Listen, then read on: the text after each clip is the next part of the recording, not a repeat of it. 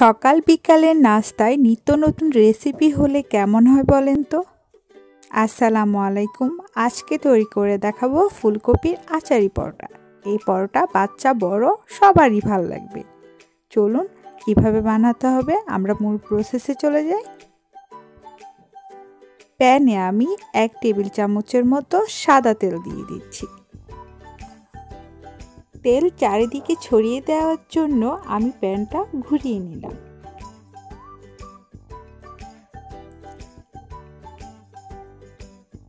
মাঝারি সাইজের একটি পেঁয়াজ কুচি এবং 2টি কাঁচামরিচ কুচিও দিয়ে দিলাম। ভালো করে নেড়ে নিতে হবে। কিছুক্ষণ নাড়ার পরই আমরা দিয়ে দিব ফুলকপি। পেঁয়াজ এখানে আমরা বেশিক্ষণ ভাজবো না, লাল লাল করে ভাজতে হবে না, কিছুক্ষণ নেড়ে নিলেই হবে। এখন আমি দিয়ে দিচ্ছি ভাপানো ফুলকপি। এখানে আমি ফুলকপির ফুলটাই নিয়েছি কুচি কুচি করে, তারপর পানিতে ভালো করে সিদ্ধ করে নিয়ে পানিটা ঝরিয়ে নিয়েছি। সব কিছু আবারও মিশিয়ে নিতে হবে। দিয়ে দিচ্ছি স্বাদ মতো লবণ। এখানে আমরা পরোটার ভিতরের পুর বানাচ্ছি। লবণ ফুলকপি সিদ্ধ করার সময় দিতে পারবেন, আর চাইলে এখনও দিতে পারবেন। দিয়ে দিলাম আধা চা চামচ মশলার গুঁড়ি। এখানে আমি হলুদ বা মরিচ গুঁড়ো ইউজ করছি না, সাদা সাদা রাখার চেষ্টা করব। এখন দিয়ে দিচ্ছি আচারের মশলা। আমি দিলাম আমার বাসায় বানানো জলপাইয়ের আচারের মশলা। এখানে মশলার সাথে তেলও আছে, আপনাদের যেটাতে পছন্দ সেটাই দিবেন। দিয়ে দিলাম 2 চা চামচ আচারের মশলা। এখন সব কিছু ভালো করে মিশিয়ে নিতে হবে। মিডিয়াম আঁচে আমরা এটা শুকনো করে ভেজে নিব। খেয়াল রাখতে হবে যেন যাতে পুড়ে না যায়। আপনাদেরকে দেখিয়ে দিচ্ছি কেমন হবে। এখন দিয়ে দিচ্ছি স্বাদ মতো চিনি।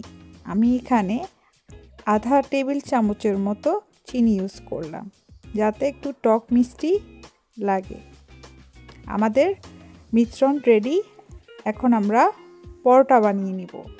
পরোটার জন্য আমি আগে থেকে ডো ধরে নিয়েছি। ডোটা চারিদিকে ছড়িয়ে একটু জায়গা করে নিলাম। এবার চামচ দিয়ে পুরটা দিয়ে দিচ্ছি। এখানে আমি আটার ডো ধরেছি। আটার সাথে গরম পানি, উষ্ণ গরম পানি, তেল, লবণ, একটু চিনি দিয়ে পরোটার ডো ধরে নিয়েছি। এখন পুরটা ভিতরে ঢুকিয়ে এভাবে আমরা সেট করে নিব। তারপর এটাকে বেলে নিতে হবে। একটু সাবধানে বেলে নিলে খুবই ভালো হয়। জোরে প্রেস করে বেলার কোনো প্রয়োজন নেই।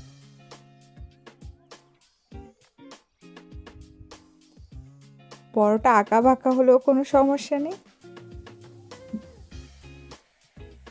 আমি আমার সুবিধা মতো বেলে নিলাম। পরোটা বেলা শেষ। এখন আমরা এটাকে ভেজে নিব। আমি এখানে 1 টেবিল চামচের মতো তেল দিয়ে তেলটা ছড়িয়ে নিলাম। অনেকে আবার বেশি তেল দিয়ে পরোটা ভাজতে পছন্দ করেন। আমার আবার কম তেল দিয়ে পরোটা ভাজতে ভালো লাগে। চারিদিকে তেল যেন লাগে সেজন্য এভাবে চেপে চেপে দিব। উল্টিয়ে দিলাম। এভাবে আমরা চেপে চেপে ভালো করে উল্টিয়ে নিব যতক্ষণ না পরোটাটি হবে। পরোটা সফট এবং ক্রিস্পি খেতে খুবই ভালো লাগে। একটু সময় নিয়ে ভাজলে অবশ্যই পরোটা সুন্দর হবে। আমি মাঝে মাঝে চেক করে নিচ্ছি নিচের সাইডটি হচ্ছে কিনা। হলে আবার উল্টিয়ে দিব এভাবে। আমার ফুলকপির আচারি পরোটা রেডি হয়ে গিয়েছে। এভাবে আমি বাকিগুলো ভেজে পরিবেশন করে নিব। ফুলকপির আচারি পরোটা একদমই রেডি। আমি চিলি অয়েল সসের সাথে পরিবেশন করছি। কম্বিনেশনটা ইনশাল্লাহ ভাল লাগবে। আপনাদের যেভাবে পছন্দ সেভাবে পরিবেশন করতে পারবেন। আমার এখানে আমি 4টি পরোটা বানিয়েছিলাম। আপনাদের যতগুলো মনে হবে ততগুলোই বানিয়ে নেবেন।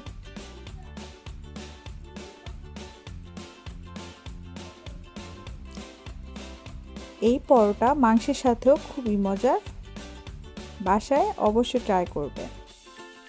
এখন আমি আপনাদেরকে এটি ছিঁড়ে দেখাচ্ছি কতটা সফট এবং ক্রিস্পি হয়েছে। আর ছিঁড়ার পর ফ্লেভারটা খুব সুন্দরভাবে আসছে।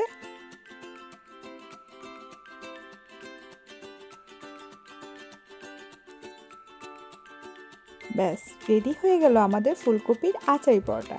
বাসায় অবশ্যই ট্রাই করবেন।